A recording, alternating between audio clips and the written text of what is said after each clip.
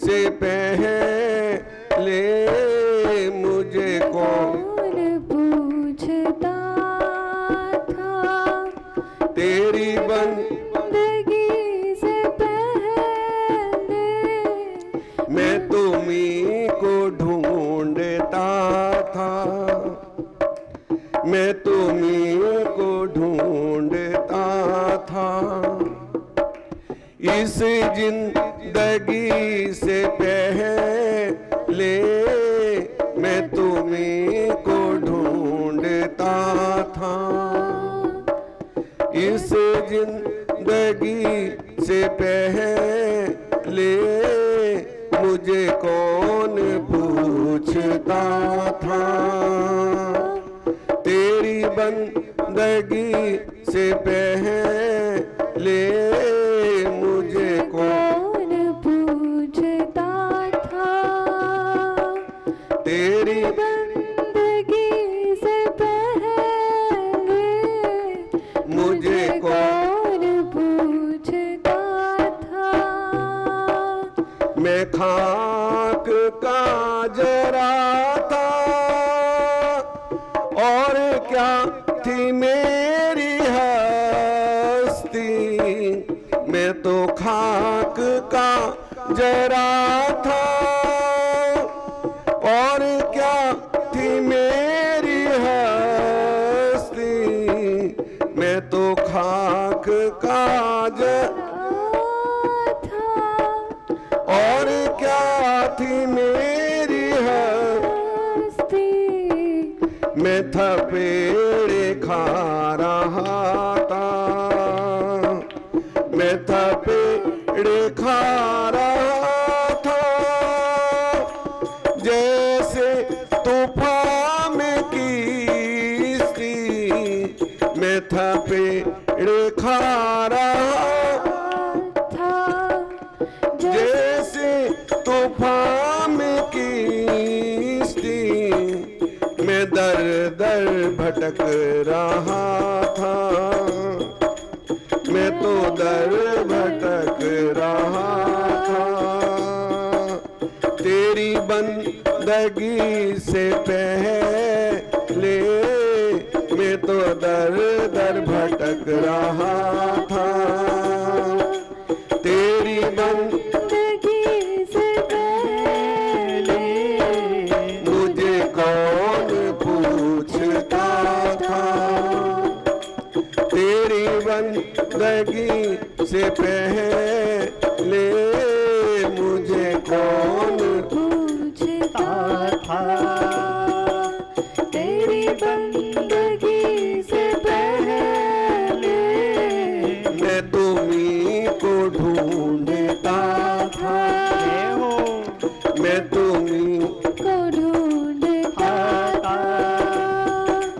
इस जिंदगी से पहले मैं तुम्हीं को ढूंढता था इस जिंदगी से पहले मुझे कौन पूछता था, बंदगी से पहले मुझे कौन पूछता था, तेरी बंदगी से पहले मुझे कौन पूछता था। मैं था इस तरह जहाँ में जैसे खाली सीप होती, मैं था इस जहाँ में जैसे खाली सीप होती, मैं था इस जहाँ जैसे खाली सीप होती, मेरी बढ़ गई है कीमत, मेरी बढ़ गई है कीमत, तूने भर दिए हैं मोती, मेरी बढ़ गई है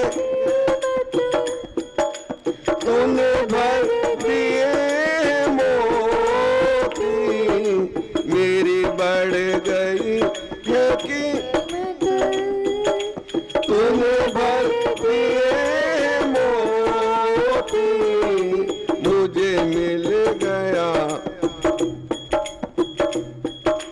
मुझे मिल गया सहारा, मुझे मिल गया सहारा।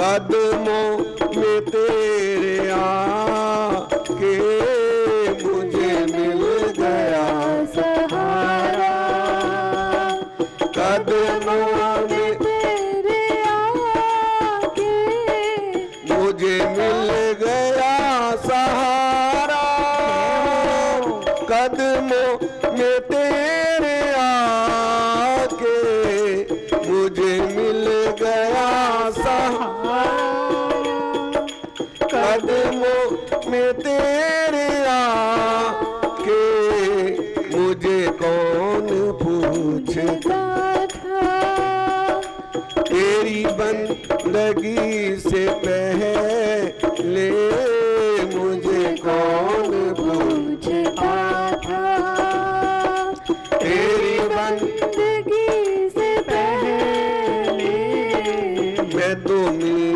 को ढूंढता था, मैं तुम्हीं को ढूंढता आता इस जिंदगी से पहले मैं तुम्हीं को ढूंढता था, इस जिंदगी से पहले मुझे कौन पूछता था, तेरी बंदगी से पहले मुझे कौन और पूछता था, तेरी बंदगी से पहले मैं तो दर दर भटक रहा था, तेरी बंदगी से पहले मुझे कौन और पूछता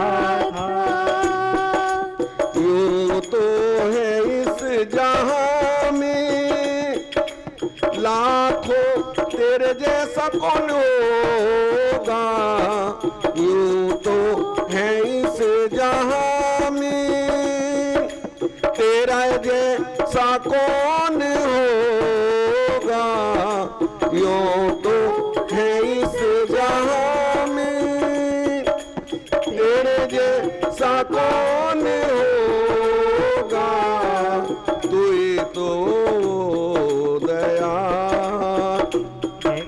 तू तो है वो दया की हो रहमत, तेरे जैसा कौन होगा, तू वो दया की रहमत, तेरे जैसा कौन होगा। मजा क्या था जिंदगी का, मजा क्या था जिंदगी का, हो मजा क्या था जिंदगी का, मजा क्या था जिंदगी का, तेरी बंदगी से पहले मजा क्या था जिंदगी का, तेरी बंदगी से पहले मैं तुम्हीं को ढूंढता था, इस जिंदगी से पहले मैं तुम्हीं को ढूंढता था, इस जिंदगी से पहले मैं तुम्हीं को ढूंढता था, इस जिंदगी से पहले मैं तुम्हीं को ढूंढता था, इस जिंदगी से पहले मैं तुम्हीं को ढूंढता था, इस जिंदगी से पहले मैं तुम्हीं को ढूंढता था।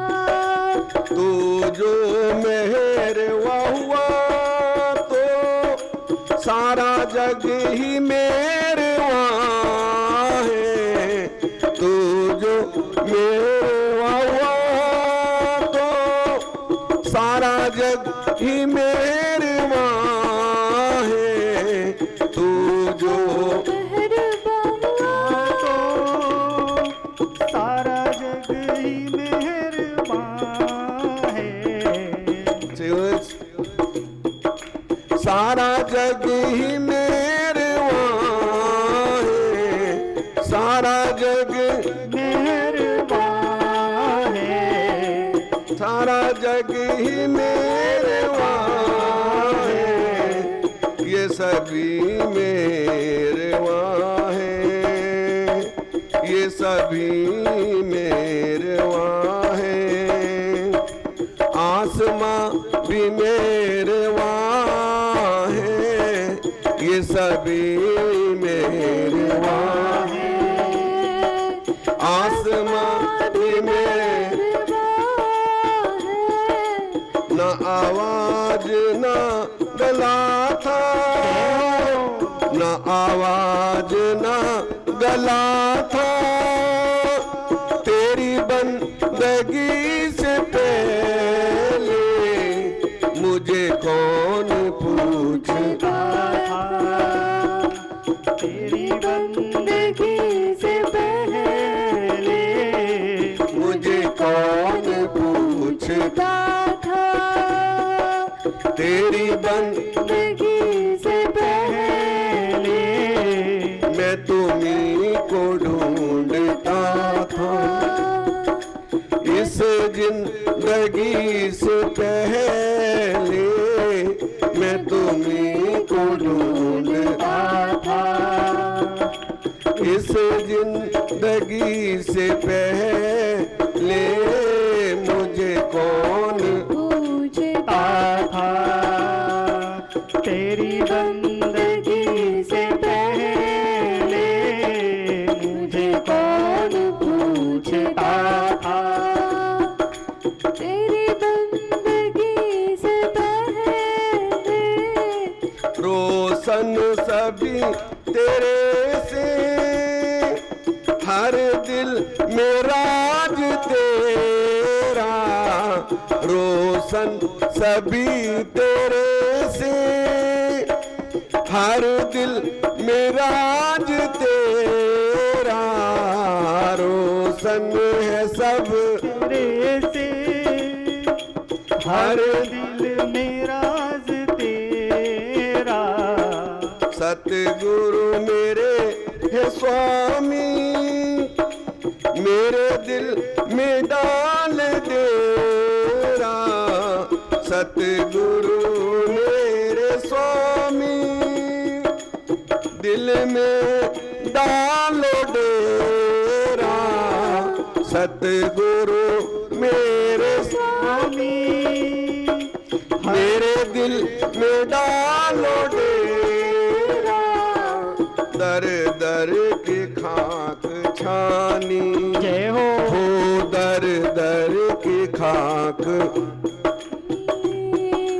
दर दर की खाक।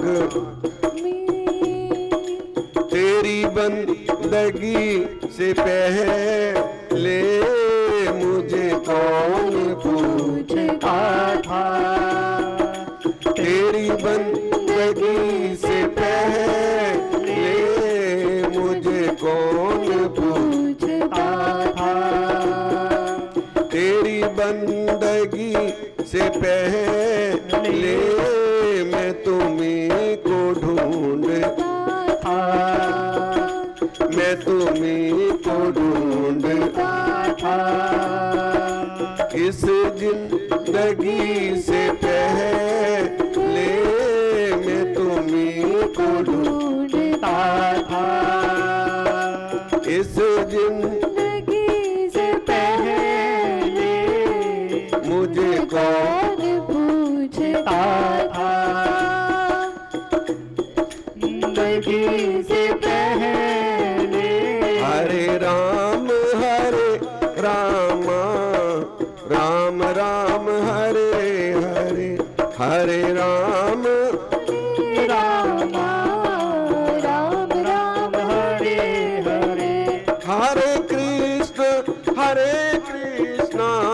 कृष्ण कृष्ण हरे हरे हरे कृष्ण हरे कृष्ण कृष्ण कृष्ण हरे हरे हरे राम राम राम हरे हरे हरे राम हरे राम राम राम हरे हरे गोविंदा गोपाला गोविंदा गोपाला गोविंदा गोपाला गोविंदा गोपाला मेरो मुरली मनोहर नंद लाला मेरो मुरली मनोहर नंद लाला जय जय गोविंदा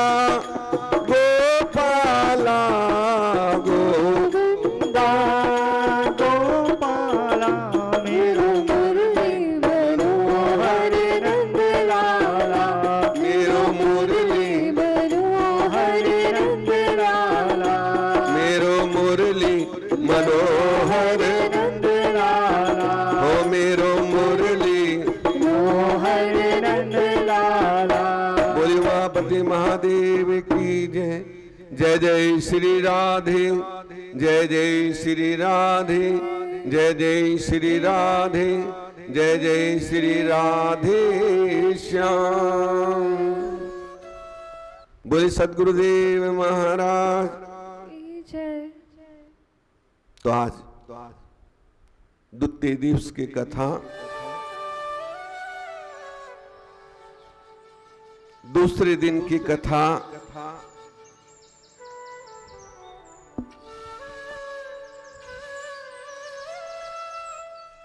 में हम प्रवेश कर रहे हैं।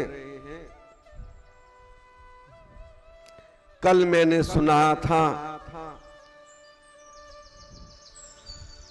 कि अपना जीवन जो है ना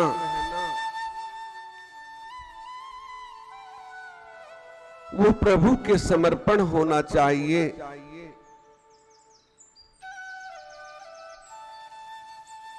8 पैर 64 घड़ी करो प्रभु का ध्यान, ना जाने कौन घड़ी आन मिले भगवान। ना जाने किस घड़ी में वो आकर हमें मिल जाए और हमें पता भी ना रहे। तो हमेशा सच्चे हृदय से, सच्ची भावना से उसका सुमिरण होना चाहिए।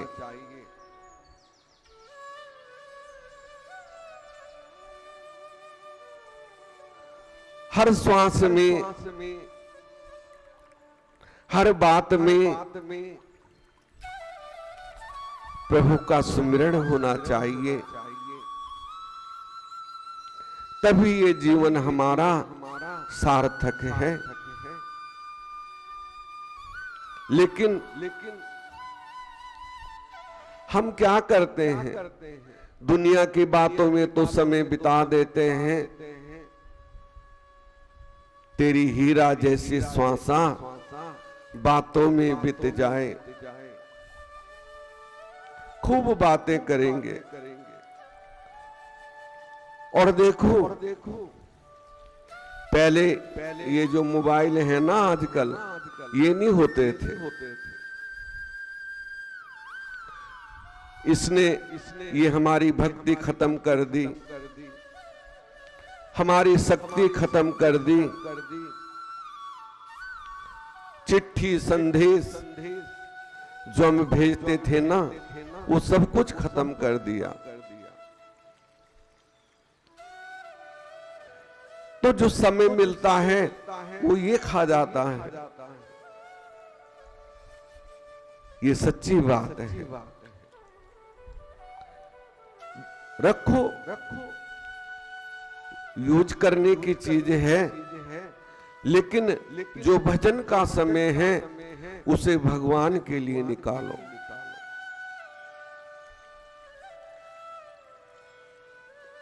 ये सब हमारा पतन हो रहा है इन चीजों से। फायदा है, जिस चीज का फायदा है ना उसका नुकसान भी है। ये बात ध्यान रखना, उसको इतना यूज करो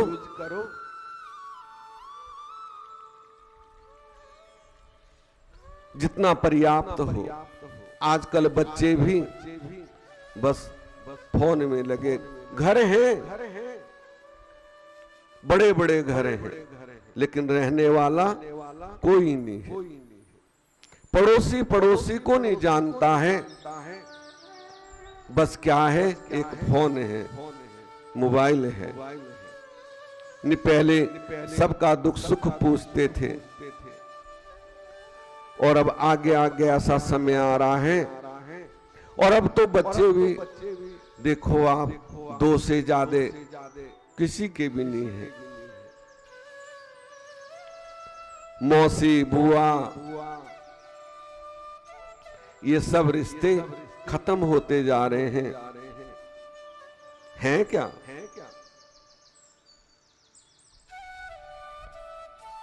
मौसी का रिश्ता, बुआ का रिश्ता, एक का बच्चा है तो खत्म होते जा रहे हैं। 2 तो मुश्किल से किसी के हैं। और पहले देखो कितना प्यार होता था। आज कोठियां बड़ी बड़ी हैं, रहने वाला कोई नहीं है। घर तो है लेकिन सुख नहीं है। सुख कहां से होगा जब उसमें रहने वाला ही नहीं है। या 2 मियां बीबी हैं, कोठी बहुत बड़ी है,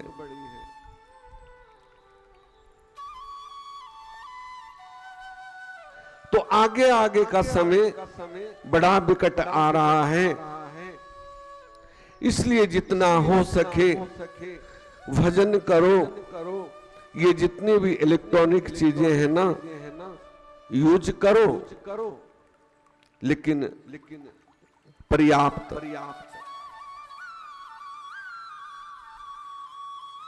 जो सुविधा बनाई है ना, तो उसमें दुविधा भी है। ये ध्यान रखना।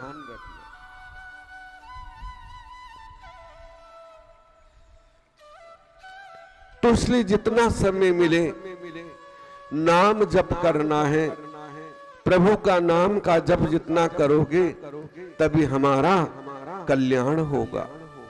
अन्यथा कहीं भी भटक लो, शांति तो अपने अंदर ही मिलेगी। ये बात ध्यान रखना। कहीं भी चले जाओ, गंगा यमुना खूब नहाया, गया न मन का मेल, और घर धंधों में लगा रहा जो को लू का बैल।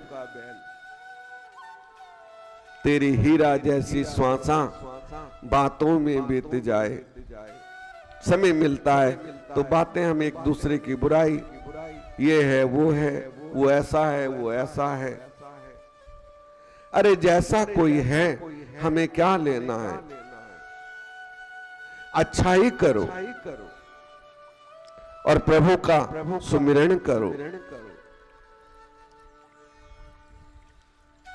गंगा यमुना नहा के भी तभी पवित्र होंगे जब हमारा अंतर आत्मा पवित्र होगी। ये ध्यान रखना। जब तक आत्मा अंतर से पवित्र नहीं होगी, बाहर का जितना भी प्रपंच कर लो कुछ नहीं मिलेगा। ये सच्चाई है, सच्ची बात है। तो इसलिए जितना हो सके नाम का जप करना है, नाम का सुमिरन करना है। वही हमारा सच्चा साथी है।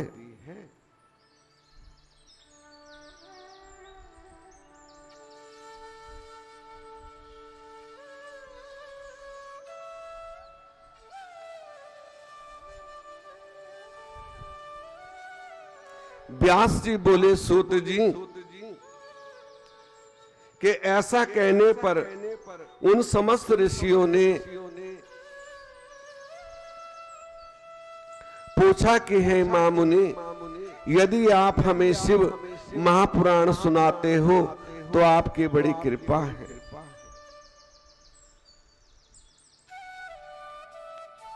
आप यदि हमें शिव पुराण की कथा सुनाते हो तो आपकी हमारे पे बड़ी अनुकंपा होगी, कृपा होगी। हे मामुनि, आपकी बड़ी कृपा होती है। मुनियों के द्वारा ऐसे वचन सुनकर शिव पुराण का स्मरण करते हुए सूत जी बोले, अच्छा तो अब मैं आपको शिव पुराण की कथा सुनाता हूं।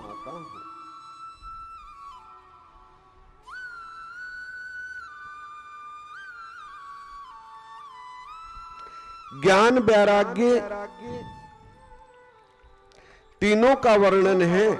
हे ऋषियों, पूर्व काल में जब कल्पों का अक्षय हो गया तो उसके पश्चाताप और जब इस कल्प का प्रादुर्भाव हुआ तब सृष्टि संबंधी कार्यों के प्रारंभ होने पर षटकुलीन अर्थ 6 कर्मों के करने वाले उत्तम कुल के मुनियों ने ये मतभेद उत्पन्न हो गया कि ये सबसे परे है या नहीं। तब इसके निर्णय के लिए वे लोग ब्रह्मा जी के पास गए। कहां गए? ब्रह्मा जी के पास। ब्रह्मा जी ने कहा, जो सबसे पूर्व उत्तम हुआ, जिससे मन वाणी की कोई गति नहीं, जिससे ब्रह्मा विष्णु रुद्र इंद्र आदिक महाभूत और इंद्रिय आदि युक्त सारे जगत की उत्पत्ति है, वही सबसे परे सर्वज्ञाता जगदीश्वर है, जिससे सारे संसार की उत्पत्ति हुई। वो कौन है? वो जगदीश्वर है, वो परमेश्वर है, वो अनादि है, एक नाद ब्रह्म है।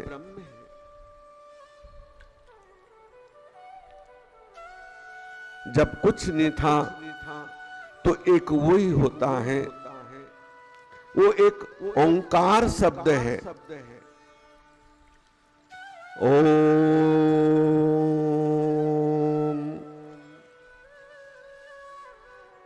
ओम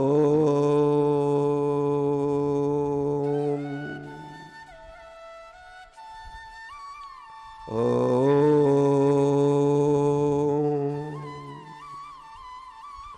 एकांत में बैठ के यदि हम अपनी आत्मा की आवाज को सुने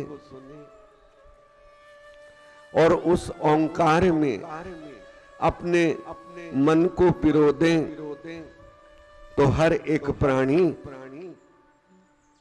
भवबंधन से मुक्त हो सकता है। तो जब कुछ नहीं था, जगत की उत्पत्ति सबसे परे वो सर्वज्ञ जगदीश्वर शिव है, जो परम भक्ति से दिखाई पड़ते हैं, तथा रुद्र आदि सभी देवता जिनके दर्शन की अभिलाषा करते हैं। कौन है शिव? कौन है? वो शक्ति है। शिव सर्वोपरि है। शिव में सब कुछ समा जाता है। शिव आदि है, अनादि है, और वही ओंकार है।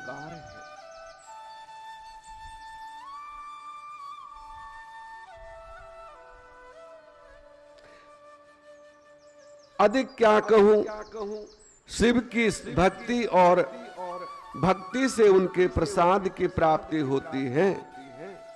जैसे बीज से अंकुर और अंकुर से बीज की उत्पत्ति होती है ना, इसी प्रकार शिव हैं। बीज से अंकुर फूटता है, अंकुर से वृक्ष होता है, फिर उसमें फल लगते हैं और फल में से फिर बीज निकलता है और उसमें से फिर अंकुर फूटता है। तो शिव क्या है? वो अनादि है और वो सर्वव्यापी भी है, निराकार भी है और साकार भी है। कैसे? निराकार वो ज्योति स्वरूप है और साकार में वो बीज स्वरूप है।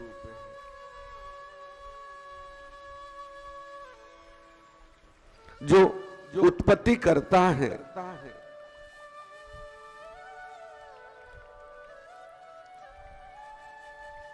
अतः ब्राह्मणों, आप लोग महादेव जी का प्रसाद पाने हेतु 1000 वर्ष का दीर्घ यज्ञ करो, जिसकी शिव कृपा से आपको संध्या और साधन का ज्ञान होगा।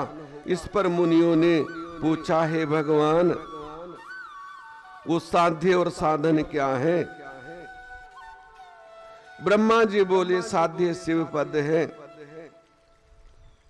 साधन उनकी सेवा है, परंतु इसके लिए साधन को सर्वदा निष्प्रिय होना चाहिए। जब इस प्रकार विधि से भगवान शिव की आराधना करोगे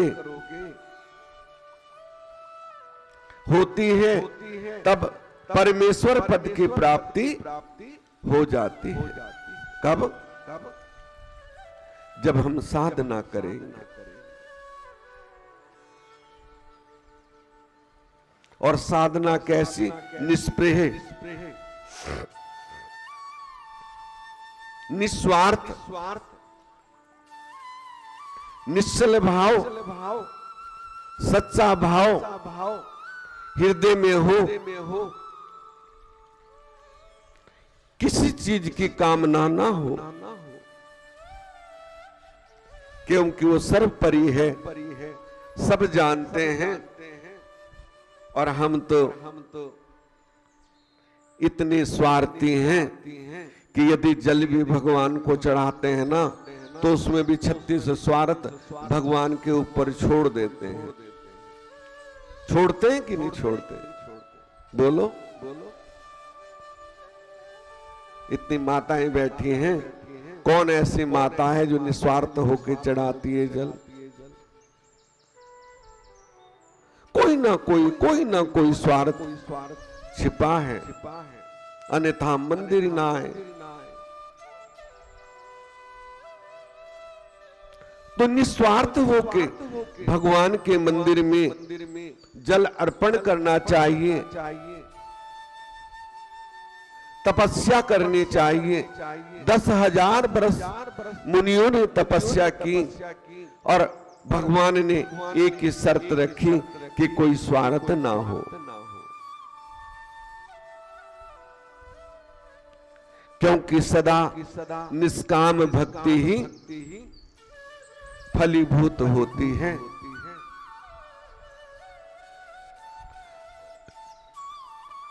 अरे उदाहरण के तौर पे आप संसार में देख लो, वृक्ष की ही उपमा ले लो। इस समय आम जामुन का सीजन है, जामुन पके हुए हैं और बच्चे पत्थर डंडे मारते हैं, तब जामुन नीचे गिरती हैं और वो खाते हैं, लेकिन वो वृक्ष फिर हरा भरा हो जाता है। क्या कभी वो किसी को कहता है कि मेरे चोट लगी है? ये सच्ची बातें हैं। हमें वृक्ष को भी कष्ट नहीं देना चाहिए। अब कल से सावन, परसों से शुरू हो जाएगा। कल तो गुरु पूर्णिमा है, गुरु पूजा है। तो लोग बिलपत्र के टहने तोड़ के ले जा देते हैं। और शास्त्र ये कहता है कि जो बिलपत्र की टहनी तोड़ता है, और सोमवार को तो बिल्कुल भी नहीं तोड़ना चाहिए, एक पत्ता भी नहीं तोड़ना चाहिए।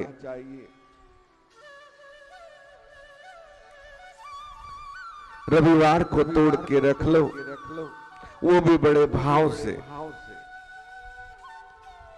ज्यादा नहीं सही, एक ही पत्ता, एक बेवम से अर्पणम कोटि कन्या महादानम। एक बिलपत्र भाव से भगवान को चढ़ा दो तो 1 करोड़ कन्यादान का फल मिलता है।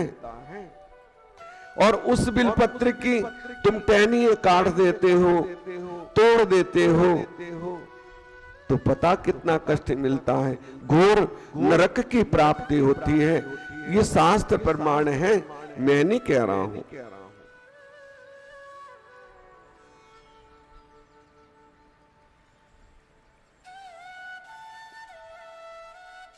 अब यहाँ पे मंदिर में 3-4 पेड़ केतकी के लगे हैं, लगा दिए हैं, चलो वो शोभा है मंदिर की, लेकिन वो भगवान शिव को नहीं चढ़ता है, और सब देवताओं को चढ़ता है। क्योंकि भगवान, आगे कथा आपको सुनाऊंगा केतकी की भी, भगवान ने उसको श्राप दे दिया था। और जो केतकी का पुष्प भगवान पे चढ़ाता है तो उसे जघन्य अपराध लगता है। कितना अपराध लगता है? गौ हत्या जैसा।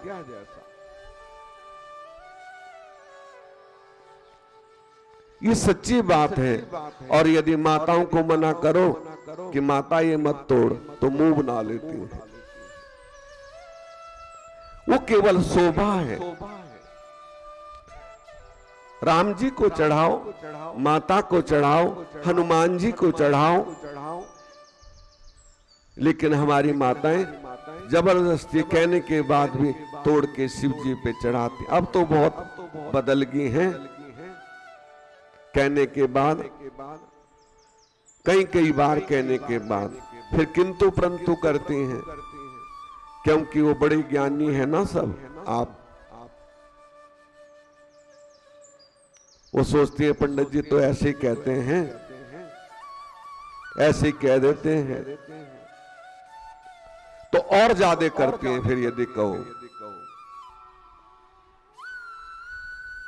तो भाव से, भाव होना चाहिए।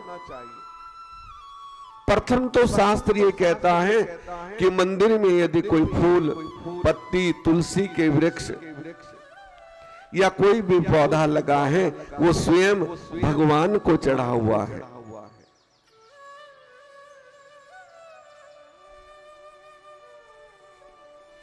ये बातें मानने वाली हैं।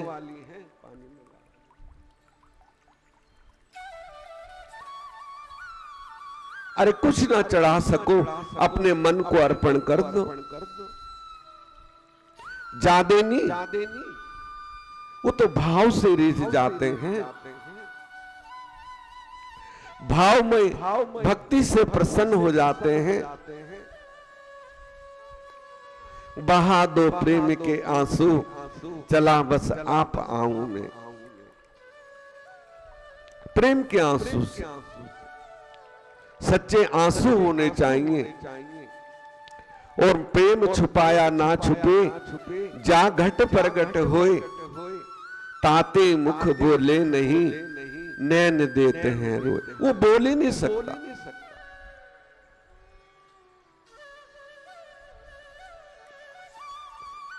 जिसके अंदर सच्चा प्रेम है ना, वो अपने प्रेमी के सामने बोल ही नहीं सकता। वो क्या बोलेगा? वो जानी जानहार है, वो क्या सुनाएगा? उसके पास सुनाने को कुछ भी नहीं है।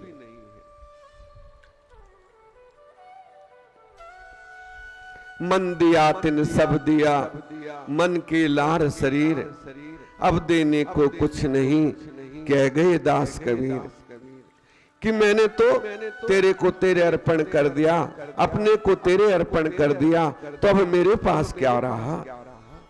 मेरा सर्वस्त्र तेरा है।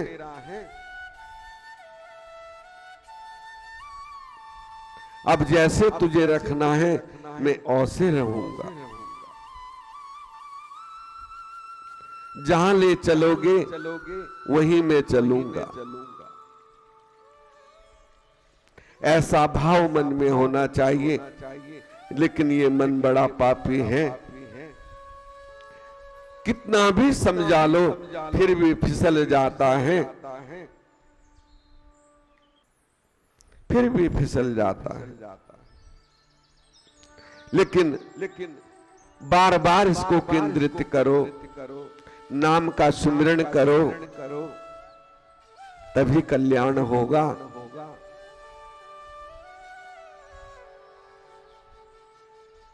सबरी जैसे बन जाओ, मीरा जैसे बन जाओ, अबोध बिल्कुल कि प्रभु मैं तेरा हूं और तू मेरा है, मैं अनविज्ञ हूं।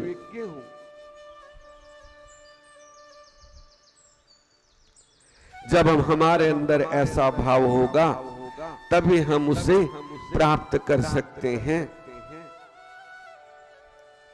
परोपकार, पर सेवा, कहा है ना, मर जाऊं मांगू नहीं, अपने तन के काज और परमारथ के कारणे आए ना मोई लाज। अपने लिए मत मांगो, लेकिन परमारथ के लिए, किसी की सेवा के लिए मांगना भी पड़े तो कोई बात नहीं, वो परमारथ है। यदि अपने पास है तो खूब सेवा करो, नहीं है तो जो मांग के भी सेवा करता है ना, तो वो भी पुण्य का भागी बनता है। ये सच्ची बात है। तो इस तरह मन से मनन करता है एक महान साधन है, क्योंकि वे महेश्वर सर्वदा सुनने, कीर्तन करने और मनन करने के योग्य हैं। इसलिए साध्य तक पहुंचना तो साधन में जुट जाना है, आवश्यक है। प्रत्यक्ष ही का ही विश्वास होता है। अत बुद्धिमान को चाहिए कि पहले गुरु के मुख से श्रवण कर, कीर्तन और मनन द्वारा शिव योग प्राप्त होवे। संभव है कि साधन में पहले तो कुछ कलेश प्रतीत होता है ना,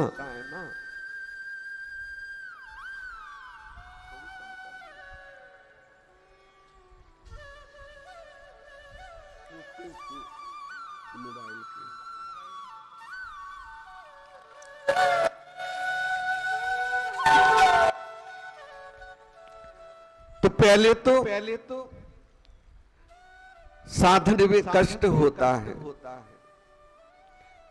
क्योंकि शुरू में जब हम साधन करते हैं तो शरीर भी दुखेगा। लेकिन भगवान ने कहा चलो तुम पद्म आसन नहीं लगा सकते तो वीर आसन पे बैठ जाओ, वीर आसन नहीं लगा सकते तो सुख आसन पे बैठ जाओ। सुख आसन किसे कहते हैं? जैसे भी बैठा जाए, लेकिन करो।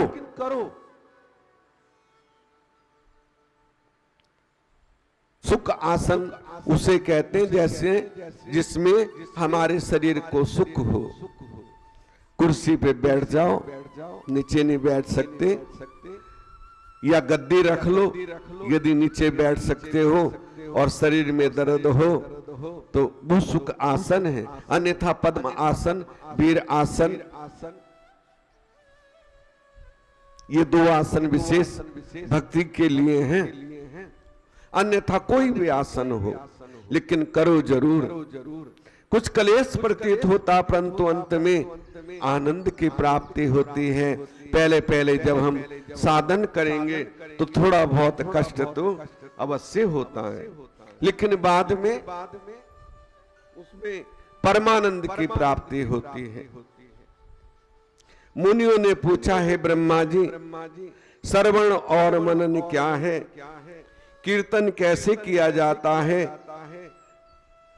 ब्रह्मा जी ने कहा, ईश्वर के रूप गुण नाम और उनके विलासों में अपनी पूजा और जप से रुचि बढ़ाना तथा निरंतर अपनी युक्तियों सहित अपने मन को उनके सम्मुख रखना और मनन और पार ब्रह्म महादेव जी का अथवा शंभु भगवान के नाम का बारंबार जप करना, कीर्तन करना। ओम नमः शिवाय, बोलो ओम नमः शिवाय। ओम नमः शिवाय, बोलो ओम नमः शिवाय। ओम नमः शिवाय, बोलो ओम नमः शिवाय। ओम नमः शिवाय, बोलो नमः शिवाय। शिव शंकर का महामंत्र है मुक्ति का उपाय। शिव शंकर का महामंत्र है मुक्ति का उपाय। ओम नमः शिवाय, बोलो ओम नमः शिवाय। ओम नमः शिवाय, बोलो ओम नमः शिवाय। ओम नमः शिवाय, बोलो ओम नमः शिवाय। ओ शिव शंकर का महामंत्र है मुक्ति का उपाय। शिव शंकर का मुक्ति का उपाय। ओम नमः शिवाय, बोलो ओम नमः शिवाय। ओम नमः शिवाय, भाव से, प्रेम से ओम नमः शिवाय, बोलो नमः शिवाय। ओम नमः शिवाय, बोलो नमः शिवाय। शिव शंकर का महामंत्र हो, शिव शंकर का मंत्र है मुक्ति का उपाय। ओम नमः शिवाय, बोलो ओम नमः शिवाय। ओम नमः शिवाय, बोलो ओम नमः शिवाय। ओम नमः शिवाय, बोलो ओम नमः शिवाय। उठते बोलो नमः शिवाय, सोते बोलो नमः शिवाय। उठते बोलो नमः शिवाय, सोते बोलो नमः शिवाय। हर कण कण में नमः शिवाय, हर प्राणों में नमः शिवाय। हर कण कण में नमः शिवाय, हर प्राणों में नमः शिवाय। श्वास श्वास में नमः शिवाय, हर प्राणी में नमः शिवाय। श्वास श्वास में नमः शिवाय, हर प्राणी में नमः शिवाय। चलते बोलो नमः शिवाय, बैठते बोलो नमः शिवाय। चलते बोलो नमः शिवाय, बैठते बोलो नमः शिवाय। ओम नमः शिवाय, बोलो ओम नमः शिवाय। ओम नमः शिवाय, बोलो ओम नमः शिवाय। ओम नमः शिवाय, बोलो ओम नमः शिवाय। ओम नमः शिवाय, बोलो ओम नमः शिवाय। शिव शंकर का महामंत्र है, शिव शंकर का मुक्ति का उपाय। ओम नमः शिवाय, बोलो नमः शिवाय। ओम नमः शिवाय, शिवाय। ओम नमः शिवाय बोलो ओम नमः शिवाय। हर श्वास में नमः शिवाय, हर श्वास में नमः शिवाय, हर श्वास में नमः शिवाय। हर प्राणी बोले नमः शिवाय, हर श्वास में नमः शिवाय, हर प्राणी बोले नमः शिवाय। ओम नमः शिवाय बोलो ओम नमः शिवाय। ओम नमः शिवाय बोलो ओम नमः शिवाय। ओ शिव शंकर का, शिव शंकर का महामंत्र है मुक्ति का उपाय। ओम नमः शिवाय बोलो ओम नमः शिवाय।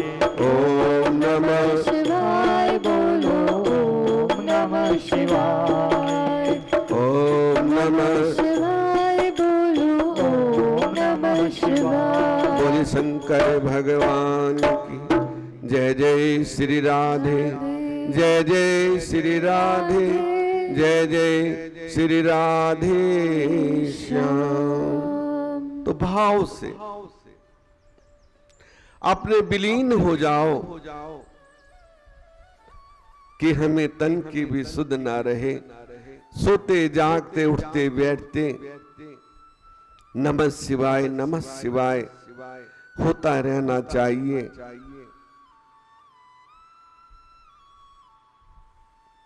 सावन का महीना है और 2 सावन है, तो जितना करोगे, भगवान ने कहा है जो जाप करता है। सूत जी कहते हैं कि हे सौनक जी, यदि कोई इसके 10 करोड़ जाप कर लेता है तो भगवान साक्षात उसके सम्मुख खड़े हो जाते हैं, दर्शन देते हैं। और भक्ति ऐसी होनी चाहिए, बंदगी ऐसी होनी चाहिए कि बंदे से वो आकर पूछे कि बोल तुझे क्या चाहिए।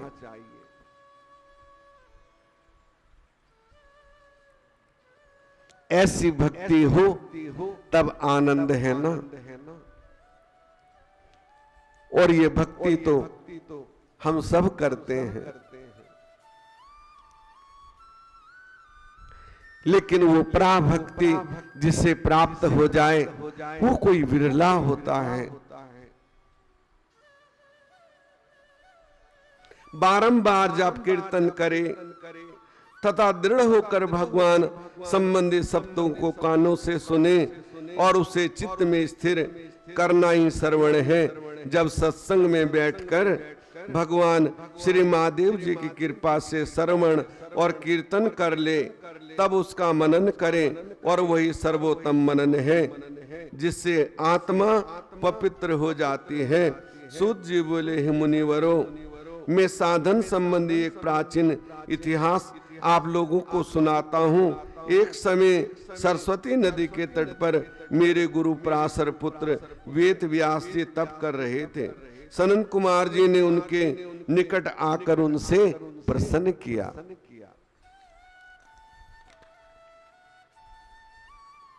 पूछा, है भगवान, शिव जी को प्रत्यक्ष सबके सहायक है, फिर आप ऐसा तप क्यों कर रहे हैं? व्यास जी ने उत्तर दिया, मुक्ति के लिए। मैं जो ये तप कर रहा हूं ये मुक्ति के लिए कर रहा हूं।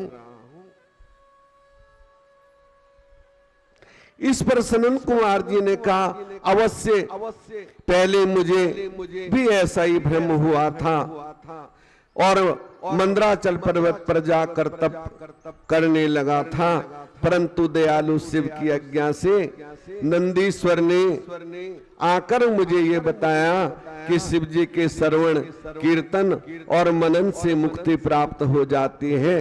तब मेरा सारा भ्रम जाता रहा, क्योंकि शिव जी की कथा श्रवण से, मनन से, नाम जप करने से अवश्य मुक्ति प्राप्त होती है। ठाकुर जी का नाम सुमिरन करने से अवश्य मुक्ति प्राप्त होती है। राम जी का सुमिरन करने से, मनन करने से अवश्य मुक्ति प्राप्त होती है।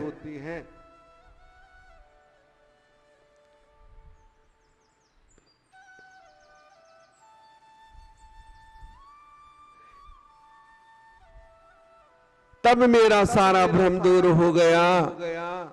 अतः हे ब्राह्मण, आप भी ऐसा ही करें। ये कहकर सनत कुमार चले गए। इस पर ऋषियों ने सूत जी से पूछा कि जो श्रवण कीर्तन और मनन नहीं करता, उस जीव की मुक्ति कैसे होती है? बिना यत्न किए वे कैसे मुक्ति प्राप्त कर सकता है? सूत जी बोले, हे ऋषियों, श्रवण कीर्तन मनन करने से आसक्ति प्राणी यदि शिव जी के लिंगेश्वर की स्थापना कर नित्य उसकी पूजा करे, वो इस अपार भवसागर से तर जाता है। ओम नमः शिवाय का जाप करे और भगवान के लिंगेश्वर की स्थापना करे। हे मुनियों ने पूछा, ये कैसे है? बेर मात्र में शिव सब देवताओं की पूजा कैसे संभव हो सकती है? लिंगेश्वर के द्वारा शिव कैसे पूजे जाते हैं? सूत जी बोले, मुनिवरो, ये इसमें शिव ने कहा है कि मैं अन्य में नहीं, मैंने श्री गुरु मुख से सुना है कि एक शिव जी ब्रह्म रूप हैं, निष्फल अर्थ कला रहित हैं, कला सहित भी हैं। इस निष्फल में निराकार लिंग की प्रधानता है, परंतु ये सभी कलाओं से युक्त, इसलिए शिव का साकार बेर रूप लिंगेश्वर भी हो जाता है तथा इस आकार और निराकार से ही शिव ब्रह्म संयज्ञ भी हैं, हो जाते हैं। इसी से लोग उन दोनों स्वरूपों की पूजा करते हैं। अन्य देवों में ये तत्व नहीं है। यही कारण है कि केवल शंकर जी को प्राप्त है। इस वेदांतर सार में ओम प्रणव है। ओम ओम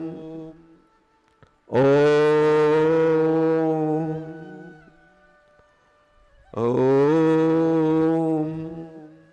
इसका सुमिरन करें।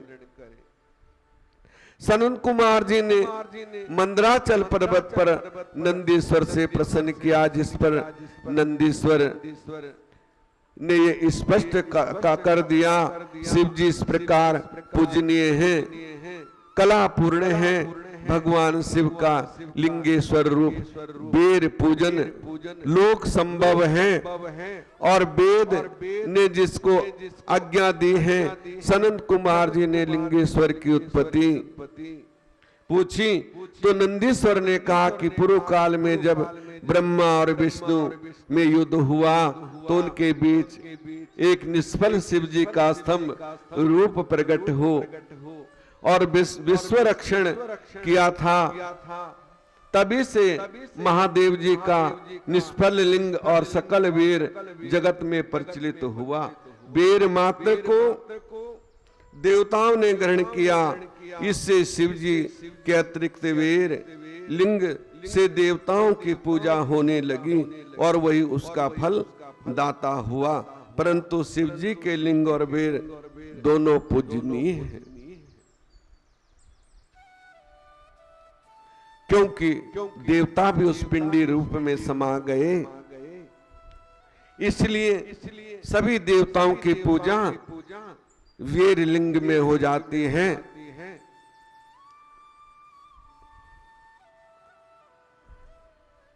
सभी देवी देवता उसमें विद्यमान हैं, विराजमान हैं, क्योंकि वो पराशक्ति है। नंदीश्वर बोले, जब विष्णु अपने सहायकों सहित लक्ष्मी के साथ शेषशैया पर शयन कर रहे थे, तब सब ब्रह्म देवताओं में श्रेष्ठ ब्रह्मा जी स्वयं वहां पहुंचे और विष्णु को पुत्र कहकर पुकारने लगे, कहने लगे, पुत्र उठ, मुझे देख, मैं तेरा ईश्वर यहाँ आया हूं। इस पर विष्णु के भीतर क्रोध हुआ, परंतु उसे दबाकर उन्होंने ब्रह्मा जी से कहा, पुत्र तुम्हारा कल्याण हो, बैठो, मैं तुम्हारा पिता हूं, कहो तुम्हारा मुख टेढ़ा क्यों हो गया। ब्रह्मा जी बोले, समय के फेर से तुम्हें अभिमान हो गया, मैं तुम्हारा रक्षक हूं, किंतु समस्त जगत का पितामह हूं। इस तरह ब्रह्मा और विष्णु में विवाद हुआ। फिर बोले, तू अपना बड़प्पन क्या दिखाता है, सारा जगत तो मुझ में निवास करता है, तू मेरी नाभि कमल से प्रकट हुआ है, मुझसे ऐसी बातें करता है।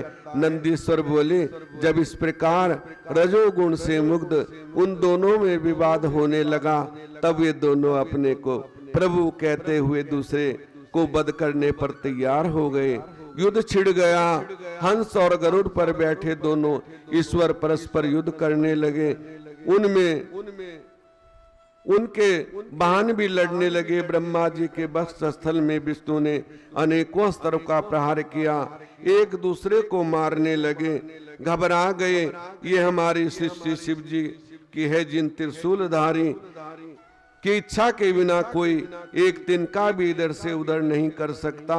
लोग शिव जी के पास जाते हैं। ऐसा कहकर देवतागण चंद्रमा श्री महादेव जी के पास गए और महादेव जी अपनी सभा में उमा सहित सिंहासन पर विराजमान थे। देवताओं ने साक्षात दंडवत प्रणाम की और महादेव जी को नमस्कार किया।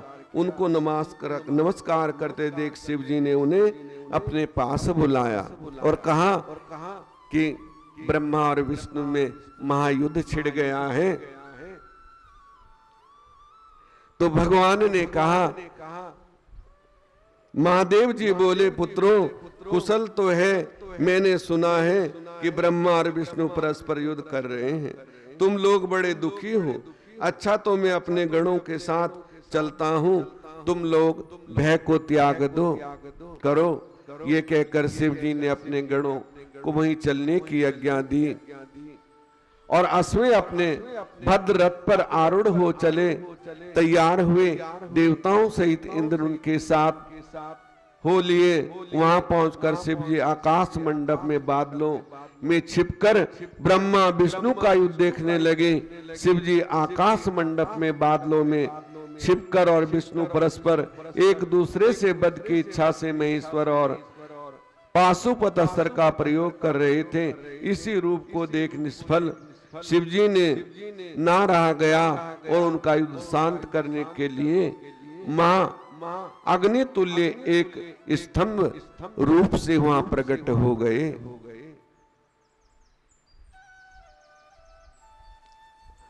एक ज्योति पुंज प्रकट हो गया जो परम ज्योति है। स्तंभ रूप से भगवान विष्णु ने शंकर का रूप धारण किया और उसके मूल को देखने के लिए नीचे चले गए। ब्रह्मा ने हंस का रूप धारण कर ऊपर गमन किया। विष्णु पाताल से बहुत दूर चले गए, परंतु स्तंभ का कोई अता पता नहीं मिला। और ब्रह्मा जी ने सहस्त्रों वर्षों तक वो ढूंढते गए, लेकिन उस स्तंभ का कोई पता नहीं चला। जब हार गए, कोई उसका पार नहीं पा सके, क्योंकि वो तो अनादि है। नंदीश्वर बोले, ब्रह्मा जी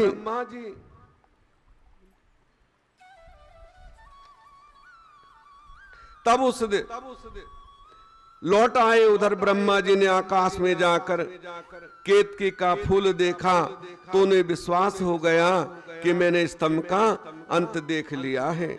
तब उस केतकी के फूल को लेकर विष्णु के पास आए तो विष्णु ने उसके चरण पकड़ लिए। विष्णु की महानता से शिव प्रसन्न हो गए। बोले कि हे विष्णु, तुम सत्यवादी हो, अत में तुम्हें अपनी समानता प्रदान करता हूं। नंदीश्वर बोले, महादेव जी ने ब्रह्मा जी पर क्रोधित हो अपनी भोग के मध्य से भैरव को प्रकट किया। जिसने नमस्कार कर उनकी आज्ञा मांगी, शिव ने आज्ञा दी कि तुम अपनी तलवार से ब्रह्मा जी की पूजा करो। ये आज्ञा पाते ही भैरव जी ने ब्रह्मा जी के सिर का केस जा पकड़े। ब्रह्मा जी थरथर कांपने लगे। भैरव ने ब्रह्मा का मिथ्याभासी 5वां सिर काट दिया, जो मिथ्याभासी था। ठीक है ना, वो हमारे पास भी है। ये कथा हम लोगों को ज्ञान देने के लिए है, तो कभी मिथ्या भाषण नहीं करना चाहिए। ब्रह्मा हमारे सिर पर भी बैठा है, तो मिथ्याभासी सिर को काट दिया और केतकी के फूल को श्राप दे दिया कि जो भी तेरा प्रयोग तैने झूठ बोला है, जो तेरा प्रयोग मेरी पूजा में करेगा, उसके सारे पुण्य नष्ट हो जाएंगे।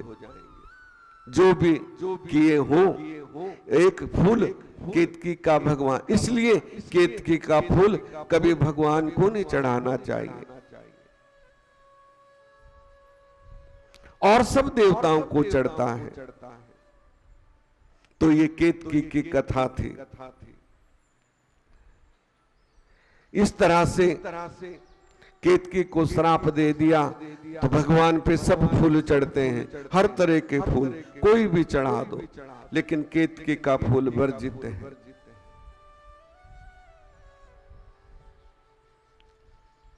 तो इसलिए प्रभु को जल चढ़ा दो, बिलपत्र चढ़ाना है। तो मैंने अभी सुनाया है ना, सोमवार को बिलपत्र नहीं तोड़ना चाहिए, और दिन तोड़ना है तो भाव से तोड़ो। एक ही पत्ता चढ़ा दो, बस बहुत है। तो ये सच्ची कथा है, इनको धारण करोगे तो अवश्य कल्याण होगा। मन मत होने से कभी कल्याण नहीं होता, ये ध्यान रखना। बोलिए शंकर भगवान की। हर हर महादेव शंभु काशी विश्वनाथ गंगे। हर हर महादेव काशी विश्वनाथ गंगे। काशी विश्वनाथ गंगे, काशी अमरनाथ गंगे। हर हर महादेव शंभु काशी विश्वनाथ गंगे। हर हर महादेव शंभु काशी विश्वनाथ गंगे। गोविंदा गोपाला, गोविंदा गोपाला, मेरो मुरली मनोहर नंद लाला, मेरो मुरली मनोहर नंद लाला। जय जय गोविंदा गोपाला, गोविंदा गोपाला, मेरो मुरली मनोहर नंद लाला, मेरो मुरली मनोहर नंद लाला। गोविंदा गोपाला, गोविंदा गोपाला, मेरो मुरली मनोहर नंद लाला। हो मेरो मुरली मनोहर नंद लाला, मेरो मुरली मनोहर नंद लाला। बोले शंकर भगवान की जय, सद्गुरुदेव महाराज की।